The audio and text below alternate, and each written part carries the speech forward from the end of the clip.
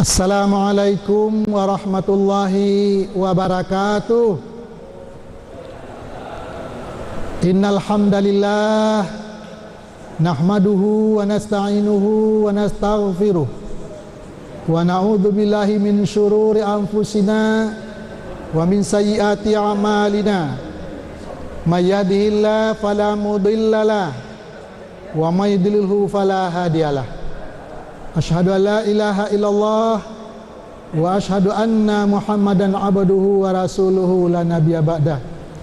Allahumma salli wa sallim wa barik ala hadzal nabiyil karim wa ala alihi wa sahbihi wa man tabi'ahu bi ihsanin ila yaumiddin. Amma ba'd. Saudaraku kaum muslimin muslimat, hamba Allah rahimakumullah. Bersyukur kita kepada Allah Subhanahu wa taala yang sampai detik ini kita masih dipinjamkan hidup sebagai modal kita untuk melaksanakan tugas-tugas pengabdian kita kepada Allah, sehingga apa yang ditargetkan oleh Allah kepada kita, kiranya kita mati dalam keadaan husnul khatimah, wala tamutunna illa wa antum muslimun. Salawat dan salam mari pula kita sama-sama sampaikan untuk arwah Nabi kita Muhammad sallallahu alaihi wasallam. Allahumma salli ala Muhammad wa ala ali Muhammad. Ma'asyiral muslimin, saimun saimat rahimakumullah. Sekarang sepertinya Ramadan tahun ini mempunyai keistimewaan sendiri bagi kita. Kita tahu Ramadan adalah salah satu, Ramadan adalah bulan perjuangan bagi kita. Mungkin tahun ini Allah memberikan keistimewaan Ramadan untuk kita, tapi tergantung kepada kita, mampukah kita memanfaatkan keistimewaan ini. Ma'asyiral muslimin rahimakumullah, dalam kesempatan ini tema yang dipercayakan kepada saya yaitu ikhtiar, tawakal dan doa menghadapi musibah virus corona yang pada saat ini berjangkit di tengah-tengah kehidupan umat manusia di dunia ini. Mengawali kajian kita ini, saya ingin mengajak saudara-saudaraku yang budiman, yang mulia, untuk merenungkan firman Allah Subhanahu wa taala yang terdapat pada surat yang ke-87, surat Al-A'la yang sering kita baca. Ayat pertama sampai ayat ketiga berbunyi, a'udzubillahi minasyaitonir rajim. Sabbihisma rabbikal a'la alladzi khalaqa fasawwa walladzi qaddara fahada. Sucikanlah nama Tuhanmu yang telah menciptakan makhluk ini dengan sempurna. Disempurnakannya ciptaannya itu, kemudian diberikannya takdir atau ketentuan yang akan berlaku pada ciptaannya itu. Setelah itu diberikannya bimbingan, hidayah kepada manusia khususnya untuk menghadapi atau menjalankan takdir itu. Takdir adalah ketentuan Allah yang akan diberlakukan untuk semua ciptaannya, termasuk kita manusia. Manusia dalam beberapa ketentuan atau takdir yang diberikan kepada manusia antara lain bahwa manusia jadi manusia siap untuk diuji. Ujian merupakan takdir yang telah ditentukan oleh Allah untuk manusia. Banyak sebenarnya firman Allah dalam Al-Quranul Karim. Antara lain kita baca pada surat yang ke-76, surat Al-Insan ayat kedua. A'udzubillahi minasyaitonir rajim. Bismillahirrahmanirrahim. Inna khalaqnal insana min nutfatin amsyajin nabtalihi faja'alnahu sami'an basira. Kami yang ciptakan manusia dari air yang bercampur. Kemudian kami akan uji kehidupan manusia itu nanti di permukaan bumi. Untuk menghadapi ujian itu, maka kami berikan kepada mereka itu, kepada manusia, kemampuan untuk mendengar dan kemampuan untuk melihat. Kemudian kaum muslimin rahimakumullah, ujian yang diberikan Allah ini bisa bermacam-macam. Sebagaimana yang bisa kita lihat dalam surat yang kedua, surah Al-Baqarah ayat 155 yang juga sudah sering kita baca. A'udzubillahi minasyaitonirrajim. Bismillahirrahmanirrahim. Walanabluwannakum bisyai'in minal khaufi wal ju'. Benar-benar manusia itu akan kami uji hidupnya. Boleh jadi kami uji dengan ketakutan, boleh jadi kami uji dengan kelaparan, boleh jadi kami uji dengan berkurangnya harta benda, berkurangnya anggota keluarga. Pendek kata, siap jadi manusia, siap untuk diuji. Ma'asyiral muslimin rahimakumullah, bagi orang-orang yang beriman, ujian ini dimaknai sebagai salah satu strategi Allah untuk meningkatkan derajat manusia, dan juga sebagai salah satu jembatan yang Allah sediakan untuk menuju surga Allah Subhanahu wa taala. Seperti kita baca misalnya pada surat yang kedua, surah Al-Baqarah ayat 214, yang artinya, apakah kamu mengira kamu akan bisa masuk surga sebelum kamu diuji sebagaimana ujian itu telah kami berikan kepada umat-umat yang sebelum kamu. Kami beri mereka dengan kesengsaraan, kami uji mereka dengan kemiskinan, kami uji dengan wabah, sampai-sampai hatta yaqulur rasul walladzina amanu, sampai Rasul berkata dan orang-orang yang beriman. Apa pertanyaan mereka? Berkata Rasul, mata nasrullah, kapan akan datang pertolongan Allah itu kepada kita? Maka dijawab oleh Allah, ketahuilah bahwa sesungguhnya pertolongan Allah itu sudah dekat kepadamu.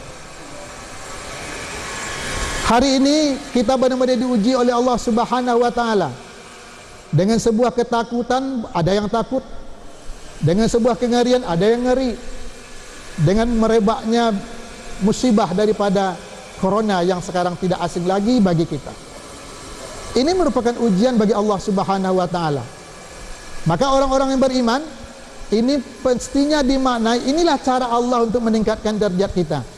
Makanya tadi saya katakan, boleh jadi Ramadan ini adalah Ramadan Akbar, kalau boleh kita sebut istilah Ramadan Akbar.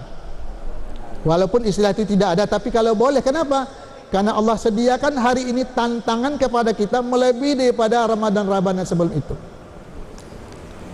Nah sekarang apa? Bagaimana Allah berikan kepada kita ujian, dan Allah juga berikan kepada kita bimbingan bagaimana kita menghadapi ujian itu. Ujian adalah takdir, tapi ujung ayat tadi dikatakan fahada. Allah berikan bimbingan, petunjuk kepada kita bagaimana kita menghadapi ujian itu, sehingga ujian itu benar-benar berfungsi bagi kita untuk meningkatkan martabat kita, untuk meningkatkan derajat kita, untuk meningkatkan ketakwaan kita, untuk menjadi jalan bagi kita mempermudah mendapatkan surga Allah Subhanahu wa taala. Kaum muslimin rahimakumullah, lalu kalau kita baca dalam surat yang ke-32, surat Sajadah ayat yang ke-9, digambarkan di situ bagi kita bagaimana Allah memberikan modal, kompetensi, kekuatan kepada kita untuk menghadapi ujian Allah itu. Kita baca surat yang ke-32 ayat ke-9 itu. A'udzubillahi minasyaitonirrajim. Bismillahirrahmanirrahim. Tsumma sawwahu wa nafakha fihi min ruhihi Wa ja'ala lakumus sam'a wal absar wal afidah qalilan ma tashkurun. Ini ayat menceritakan proses ketika Allah menciptakan, menyempurnakan ciptaan manusia di dalam rahim ibunya. Di situ di awal ayat mengatakan, "Tsumma ja'ala naslahu min sulalatin min ma'in mahin." Allah jadikan anak keturunan Adam itu dari air yang hina. "Tsumma sawwahu." Dari air yang hina itu Allah bentuk dengan sebaik-baik bentuk. Setelah terjadi bentuk yang baik, yang jadi mata jadi mata, yang jadi kepala, dan dalam surat lain Allah katakan bahwa bentuk manusia ini adalah sebaik-baik bentuk dari makhluk ciptaan yang lain. Fi ahsani taqwim. Nah, setelah bentuk manusia ini selesai dengan sempurna, wa nafakha fihi mir ruhihi. Allah tiupkan ke dalam tubuh manusia itu rohnya. Lalu dengan roh itu apa yang terjadi? Wa ja'ala lakumus sam'a wal absar wal afidah. Allah berikan kepada manusia itu 3 kemampuan, 3 kompetensi. Yang pertama sam'a, kemampuan mendengar. Yang kedua absar, kemampuan melihat. Kemampuan mendengar dan kemampuan melihat ada hubungannya kepada kita. Itulah modal kita untuk mendapatkan menjalankan akal pikiran kita. Dan dengan akal pikiran itu nantinya Allah akan anugerahkan ilmu pengetahuan kepada kita. Nah, maka akal merupakan potensi, kemampuan yang Allah berikan untuk manusia untuk menghadapi persoalan hidup yang diberikan kepada kita. Dengan akal, manusia tidak pernah akan terlepas daripada problema kehidupan. Antara lain tadi sudah kita katakan, problema itu kita namakan ujian. Maka Allah berikan kepada kita kemampuan akal. Dengan akal kita berpikir, dengan berpikir muncul ilmu pengetahuan. Dengan konsep ilmu pengetahuan itu kita cari upaya bagaimana kita bisa menghadapi ujian Allah itu dengan sebaik-baiknya. Nah, upaya menghadapi ujian Allah dengan sebaik-baiknya itulah yang namanya ikhtiar. Maka kita wajib berikhtiar. Kita tak mungkin hanya menyerahkan diri kepada Allah Subhanahu wa taala. Oh, ini datang daripada Allah, ya terserah Allah lah. Mau diapakannya kita terserah Allah. Tapi kan kita diberikan oleh Allah Subhanahu wa taala akal pikiran. Dengan akal pikiran itu kita berikhtiar. Bagaimana kita bisa menghadapi ujian ini dengan sebaik-baiknya, sehingga tujuan Allah memberikan ujian itu tercapai dengan sebaik-baiknya. Yang pasti tidak mungkin ada niat Allah yang jelek. Tidak pernah Allah menciptakan kejelekan untuk kita. Dan kalau ada kejelekan itu karena salah kita menafsirkan. Kita baca dalam surat Ali Imran ayat yang sering kita baca juga, Rabbana ma khalaqta hadza batila. Apapun yang engkau lahirkan, yang engkau tunjukkan sebagai tanda-tanda kebesaranmu di alam kehidupan kami ini, tidak satu pun yang sia-sia ya Allah. Pasti ada hikmahnya, pasti ada manfaatnya, pasti ada kebaikannya. Nah, sekarang ada kebaikannya. Untuk itu kita perlu berikhtiar. Nah, gunakanlah prinsip berikhtiar menggunakan konsep ilmu pengetahuan. Maka dalam hal ini ilmu pengetahuan tentang virus corona ini ada pada ulul amrinya. Kepada kita sekarang apa yang dianjurkan oleh orang-orang yang paham itu? Pertama, jaga jarak, jangan keluar kalau tidak penting, pakai masker. Ini merupakan inisiatif, ini ikhtiar bagi kita. Cukupkah itu saja? Tidak, ada yang lain. Dengan kekuatan yang diberikan Allah lagi kepada kita, afidah, hati. Dengan hati Allah berikan hidayah kepada kita. Maka dengan hati muncul keyakinan kita kepada Allah Subhanahu wa taala. Berdasarkan keyakinan itu kita berdoa kepada Allah. Tidak hanya cukup dengan ikhtiar, tapi berdoa kepada Allah agar kita terhindar daripada musibah ini. Area manusia hanya berada pada area usaha. Soal hasil itu adalah urusan Allah Subhanahu wa taala. Setelah berdoa lalu bagaimana? Bertawakal kepada Allah Subhanahu wa taala. Kita baca dalam surat yang ketiga Ali Imran ayat yang 159. Fa iza azamta fatawakkal 'alallah. Apabila engkau bulatkan tekadmu, apabila seluruh usaha kamu sudah kamu lakukan, apabila engkau sudah berdoa kepada Allah Subhanahu wa taala, fatawakkal 'alallah. Terakhir hendaklah kamu bertawakal kepada Allah Subhanahu wa taala. Prinsipnya tawakal itu apa?